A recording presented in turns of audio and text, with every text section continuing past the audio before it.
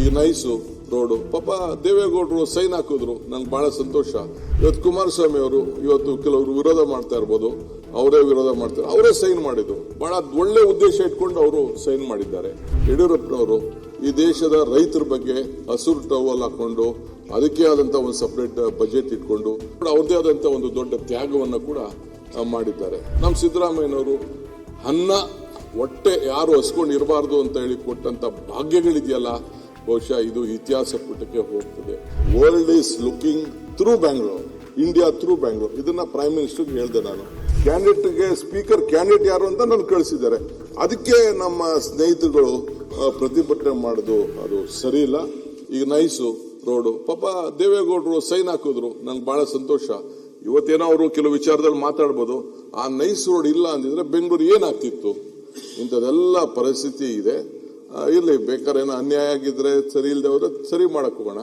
ಇವತ್ತು ಕುಮಾರಸ್ವಾಮಿ ಅವರು ಇವತ್ತು ಕೆಲವರು ವಿರೋಧ ಮಾಡ್ತಾ ಇರ್ಬೋದು, ಅವರೇ ವಿರೋಧ ಮಾಡ್ತಾರೆ, ಅವರೇ ಸೈನ್ ಮಾಡಿದ್ರು. ಬಹಳ ಒಳ್ಳೆ ಉದ್ದೇಶ ಇಟ್ಕೊಂಡು ಅವರು ಸೈನ್ ಮಾಡಿದ್ದಾರೆ. ಹಂಗೆ ಇದು ನಮ್ಮ ಯಡಿಯೂರಪ್ಪನವರು ಈ ದೇಶದ ರೈತರ ಬಗ್ಗೆ ಹಸಿರು ಟವಲ್ ಹಾಕೊಂಡು ಅದಕ್ಕೆ ಆದಂತ ಒಂದು ಸಪರೇಟ್ ಬಜೆಟ್ ಇಟ್ಕೊಂಡು ಪ್ರತಿ ಹಂತದಲ್ಲೂ ಕೂಡ ಅವ್ರ ಕಾಲದಲ್ಲಿ ಅವ್ರಿಗೆ ಫುಲ್ ಟೈಮ್ ಸಿಕ್ಲಿಲ್ಲ, ಮಧ್ಯ ಕಟ್ಟಾಯ್ತು. ಆದ್ರೂ ಕೂಡ ಅವ್ರದೇ ಆದಂತ ಒಂದು ದೊಡ್ಡ ತ್ಯಾಗವನ್ನು ಕೂಡ ಮಾಡಿದ್ದಾರೆ. ನಮ್ಮ ಸಿದ್ದರಾಮಯ್ಯನವರು ಅನ್ನ ಹೊಟ್ಟೆ ಯಾರು ಹಸ್ಕೊಂಡು ಇರಬಾರ್ದು ಅಂತ ಹೇಳಿ ಕೊಟ್ಟಂತ ಭಾಗ್ಯಗಳಿದೆಯಲ್ಲ, ಬಹುಶಃ ಇದು ಇತಿಹಾಸ ಪುಟಕ್ಕೆ ಹೋಗ್ತದೆ. ದೇವರಾಜರಸು ಕೊಟ್ಟಂತದ್ದು ಅದು ಇತಿಹಾಸ ಪುಟಕ್ಕೆ ಹೋಗ್ತದೆ. ಎಸ್.ಎಂ. ಕೃಷ್ಣರವರು ITBT ಮಾಡಲಿಲ್ಲ ಅಂದ್ರೆ ಏನಾಗ್ತಿತ್ತು? ಇಲ್ಲಿರುವಂತ ಜ್ಞಾನ ಸಂಪತ್ತು ಇಡೀ ವಿಶ್ವದಲ್ಲೇ ಇವತ್ತು ಜನ ನೋಡ್ತಾ ಇದ್ದಾರೆ. ನಾನು ಆಗ್ಲೇ ಮೊನ್ನೆ ಪ್ರೈಮ್ ಮಿನಿಸ್ಟರ್ ಬಂದಾಗ ಕೂಡ ನಾನು ಹೇಳಿದೆ, ವರ್ಲ್ಡ್ ಲೀಡರ್ಸ್ ಯಾವತ್ತು ಏನ್ ಹೇಳಿದ್ರು, ಕೆಳಗಡೆ ನೀವು ಇದ್ರಿ, ನಾವೆಲ್ಲ ವಿಧಾನಸೌಧ ಬ್ಯಾಂಕ್ವೆಟ್ ಹಾಲ್ ಇದ್ವಿ, ಏರ್ಪೋರ್ಟ್ ಇನಾಗ್ರೇಷನ್ ಮಾಡೋಂಥ ಸಂದರ್ಭದಲ್ಲಿ 4-5 ಜನ ಪ್ರೈಮ್ ಮಿನಿಸ್ಟರ್ಗಳು ಬಂದ್ರು 3-4 ತಿಂಗಳಲ್ಲೇ. ಆಗೇನವ್ರು ಅವ್ರದ್ದಿತ್ತು, ಇಡೀ ಪ್ರಪಂಚದ ವರ್ಲ್ಡ್ ಲೀಡರ್ಸ್ ಅವತ್ತು ಬಂದು ಫಸ್ಟ್ ದೆಹಲಿಗೆ ಬರೋರು, ದೆಹಲಿಗೆ ಬಂದವರು ಆಮೇಲೆ ನಾವು ಚೆನ್ನೈಗೆ ಹೋಗ್ಬೇಕು, ಹೈದರಾಬಾದ್ ಹೋಗ್ಬೇಕು, ಡೆಲ್ಲಿಗೆ ಹೋಗ್ಬೇಕು, ಇನ್ನೊಂದ್ ಕಡೆ ಹೋಗ್ಬೇಕು ಅಂತ ಮಾಡ್ತೀವಿ. ಈಗ ಮೊದಲು ಬೆಂಗಳೂರು ಬಂದ್ಬಿಟ್ಟು ದೆಹಲಿಗೆ ಹೋಗ್ತಾ ಇದ್ದಾರೆ. ಅಂದ್ರೆ world is looking through Bangalore, India through Bangalore. ಇದನ್ನ ಪ್ರೈಮ್ ಮಿನಿಸ್ಟರ್ಗೆ ಹೇಳಿದೆ ನಾನು. ಸೊ ವಾಜಪೇಯಿ ಅವರು ಆ ಕ್ವಾಡ್ರಾಂಗಲ್ ಬಗ್ಗೆ ಮಾತಾಡಿದ್ರು, ಆ ರೋಡ್ ಬಗ್ಗೆ ಮಾಡಿದ್ರು. That is A greatest contribution they have done, irrespective of political party. All the leaders, Jawaharlal Nehru ಕಾಲದಿಂದ ಹಿಡಿದು ಇಲ್ಲಿವರೆಗೂ ಯಾರು ಈ ದೇಶಕ್ಕೆ ಆಳ್ತಾ ಇದ್ದಾರೆ, ಅವ್ರದೇ ಆದಂತಹ ರೀತಿಯಲ್ಲಿ ಕಾಂಟ್ರಿಬ್ಯೂಷನ್ ಮಾಡಿದ್ದಾರೆ. ನಾನು ಯಾರ್ದು ಅನುಮಾನ ಮಾಡಕ್ ಹೋಗಲ್ಲ. ರಾಜಕಾರಣ ನನಗೆ ಬಹಳ ನೋವಾಗ್ತದೆ. ನಿಮ್ಮ ಸ್ಥಾನದ ಪೀಠ ಇದೆಲ್ಲ, ಇಟ್ ಈಸ್ ನಿಮ್ದು, ಇಟ್ ಈಸ್ ನಾಟ್ ವ್ಯಕ್ತಿ ಮೇಲಲ್ಲ. ಇವತ್ತು ನಮ್ಮ ಲೀಡರ್ಸು ಹೆಸರುಗಳು ಕಳಿಸಿದ್ದಾರೆ. They chosen as A candidate, they have not made the speaker. Speaker candidate ಯಾರು ಅಂತ ನಾನು ಕಳಿಸಿದ್ದಾರೆ. ಅದಕ್ಕೆ ನಮ್ಮ ಸ್ನೇಹಿತರುಗಳು ಪ್ರತಿಭಟನೆ ಮಾಡೋದು ಅದು ಸರಿ ಇಲ್ಲ. ದಯವಿಟ್ಟು ಕಳಿಸ್ಕೊಡಿ, ಬರಬೇಕು ನಿಮ್ಮ ಸ್ಥಾನಕ್ಕೆ. ಸ್ಪೀಕರ್ ಆದವರು ಇಬ್ಬರಿಗೂ ಕಿವಿ ಕೊಡಬೇಕು, ಅವ್ರಿಗೂ ಕಿವಿ ಕೊಡಬೇಕು, ನಮಗೂ ಕಿವಿ ಕೊಡಬೇಕು. Is A non party. ಆಗಲೇ ನಮ್ಮ ಪಕ್ಷದ ಮೆಂಬರ್ಶಿಪ್ಗೂ ರೆಸಿಗ್ನೇಷನ್ ಕೂಡ ಅವರು ಕೊಟ್ಟಿದ್ದಾರೆ. ಇಂತಹ ಸಂದರ್ಭದಲ್ಲಿ ಅವರು ದೂರ ಹೋಗಿದ್ದು ನನಗೇನೋ ಒಳ್ಳೆಯದು ಕಾಣಲಿಲ್ಲ. They should have come, they should speak, they should wish and ಎಲ್ಲ ಜೊತೆಯಲ್ಲಿ ನಾವು ಕೆಲಸ ಮಾಡೋಣ.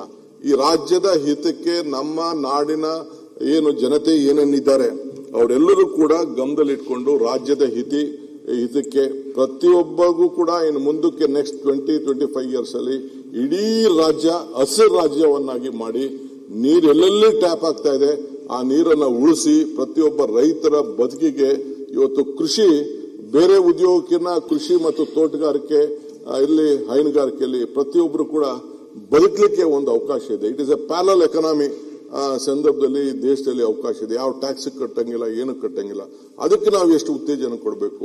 ನಮ್ಮಲ್ಲಿರುವಂತ ಹಳ್ಳಿಗಳಿಂದ, ಈಗ ನಾನು ಬೆಂಗಳೂರು ಬಂದವನು ವಾಪಸ್ ಊರಿಗೆ ಹೋಗ್ಲೇ ಇಲ್ಲ, ನಾನು ವಿದ್ಯಾಭ್ಯಾಸಕ್ಕೆ ಬಂದವನು. ಅದಕ್ಕೆ ಒಂದು ಹೊಸ ಆಲೋಚನೆಯನ್ನ ಮಾಡಿದ್ದೇನೆ. 10,000 ಕೋಟಿ ರೂಪಾಯಿ CSR ದುಡ್ಡನ್ನ ಪ್ರಣಬ್ ಮುಖರ್ಜಿ ಅವರು ಕೊಟ್ಟರು. ಪ್ರಣಬ್ ಮುಖರ್ಜಿ ಅವರು ಅದಕ್ಕೊಂದು ಆದೇಶ ಮಾಡಿದ್ರು. ಸೊ ಆ CSR ಫಂಡ್ ನ ಫಸ್ಟ್ ರೂರಲ್ ಎಜುಕೇಶನ್ ಕೊಡಿ ಅಂತೇಳಿ ನಾವು ರಿಕ್ವೆಸ್ಟ್ ಮಾಡ್ತಾ ಇದ್ದೇವೆ. ಅದಕ್ಕೊಂದು ಹೊಸ ಪಾಲಿಸಿ ಬಂದಿದ್ದೇನೆ. ಅವರ ಕ್ಷೇತ್ರದವ್ರಿಗೆ ತೆಗೆದುಕೊಳ್ಳಿ, ಹಳ್ಳಿಗೆ ಟೌನ್ಗಳಿಗೆ ಬರೋದನ್ನ. ಇವತ್ತು ಬೆಂಗಳೂರು ನಗರದಲ್ಲಿ ಹಿಂದೆ ಪೊಲೀಸ್ ಕಮಿಷನರೇಟ್ ಮಾಡಿದಾಗ ಅಧ್ಯಕ್ಷರೇ 10 ಲಕ್ಷಕ್ಕೆ ಒಂದು ಪೊಲೀಸ್ ಕಮಿಷನರ್ ಅಂತ ಮಾಡಿದ್ರು. ಈಗ 1,50,00,000 ಜನ ಬೆಂಗಳೂರು ನಗರದಲ್ಲಿ ಇದ್ದಾರೆ. ಸೊ ಲಾ ಅಂಡ್ ಆರ್ಡರ್ ಬಗ್ಗೆ ನಾವು ಆಲೋಚನೆಯನ್ನ ಮಾಡಬೇಕು. ಯಾರಿಗಾರು ಕೂಡ ಒಳ್ಳೆ ಜನ ರಾತ್ರಿ 12 ಗಂಟೆ ಆಗಲಿ 1 ಗಂಟೆ ಆಗಲಿ 2 ಗಂಟೆ ಆಗಲಿ ಯಾರೇ ಹೆಣ್ಮಕ್ಳು ಓಡಾಡಿದ್ರು ಅವ್ರಿಗೆ ರಕ್ಷಣೆ ಕೊಡಬೇಕು. ಇದಕ್ಕೆ ಹೋಮ್ ಡಿಪಾರ್ಟ್ಮೆಂಟ್ ಅಲ್ಲೂ ಕೂಡ ಈಗಾಗಲೇ ನಾವು ವಿವಿಧ ರೀತಿ ಕಾರ್ಯಕ್ರಮ ಹಾಕೊಂಡಿದ್ದೇವೆ. ಡ್ರಗ್ಸ್ ಮುಕ್ತ ರಾಜ್ಯ ಮಾಡಬೇಕು ಅಂತೇಳಿ ಈಗಾಗಲೇ ನಮ್ದು ದೊಡ್ಡ ಪರಮೇಶ್ವರ್ ಅವರ ಕಾಲದಿಂದ ಈಗಾಗಲೇ ನಮ್ಮ ಇವರು ಪ್ರಿಯಾಂಕ್ ಖರ್ಗೆ ಅವರು ಅವ್ರದೇ ಆದಂತ ರೀತಿ ಮಾಡಿದ್ದಾರೆ. ನಮ್ಮ ಕೃಷ್ಣ ಬೈರೇಗೌಡರ ರೆವಿನ್ಯೂ ತೆಗೆದುಕೊಂಡಂತ ಒಂದು ರೆವಲ್ಯೂಷನ್ ಇದೆಯಲ್ಲ, ಇಡೀ ದೇಶಕ್ಕೆ ಒಂದು ದೊಡ್ಡ ಮಾದರಿ. ಪ್ರತಿಯೊಬ್ಬ ಆಸ್ತಿ ಮಾಲೀಕನಿಗೆ ತನ್ನ ಫೋಟೋ, ತನ್ನ ದಾಖಲೆ, ತನ್ನ ಇದನ್ನ ಎಲ್ಲ ಇಟ್ಟು ಎಲ್ಲ ಒಂದು ಪೋಡಿ ಮಾಡಿ ಅವನು ಕೊಡುವಂತ ವಿಚಾರ ಇದೆಯಲ್ಲ. ಆಮೇಲೆ ಬೆಂಗಳೂರು ನಗರದಲ್ಲಿ ಇರ್ಬೋದು, ನಾನು ಮತ್ತು ನಮ್ಮ ಬೈರತಿ ಸುರೇಶ್ ಅವರು ತೆಗೆದುಕೊಂಡಂತ ತೀರ್ಮಾನ ಪ್ರತಿ ಕಾರ್ಪೊರೇಷನ್ ಅಲ್ಲಿ, ಮುನ್ಸಿಪಾಲಿಟಿಗಳಲ್ಲಿ, ರಹೀಂ ಖಾನ್ ನಾವೆಲ್ಲ ಸೇರಿ ಎಲ್ಲರಿಗೂ ಕೂಡ, ಯಾಕೆಂದ್ರೆ ಒಬ್ಬಗೊಂದು ಸೂರು ಅಂತ ಇರಬೇಕು, ಆ ಸೂರಿಗೊಂದು ದಾಖಲೆ ಇರಬೇಕು. ಅದಕ್ಕೆ ಏನ ಖಾತೆ, ಈ ಖಾತೆ ಮಾಡಬೇಕು, A to B ಖಾತೆ ಮಾಡಬೇಕು.